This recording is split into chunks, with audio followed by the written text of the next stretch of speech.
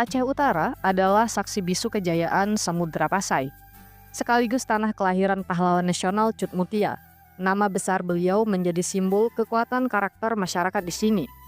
Selain dikenal dengan ketangguhannya, masyarakat Aceh Utara juga sangat menjunjung tinggi nilai spiritual. Hal ini terlihat dari tradisi Pesiju, sebuah prosesi adat memohon doa dan keberkahan yang masih dilakukan secara turun-temurun hingga saat ini. Sisi spiritualitas yang tenang tersebut sejalan dengan keasrian alamnya.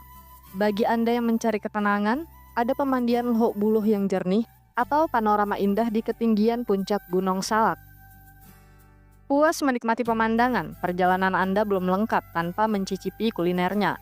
Ada martabak durian yang legit, serta masakan khas yang menggunakan asam sunti, yaitu bumbu dari belimbing wuluh yang memberikan cita rasa segar dan unik.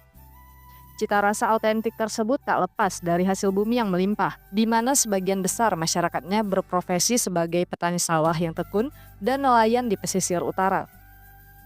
Itulah Aceh Utara, sebuah wilayah yang merawat identitas budayanya di tengah kekayaan alam yang melimpah.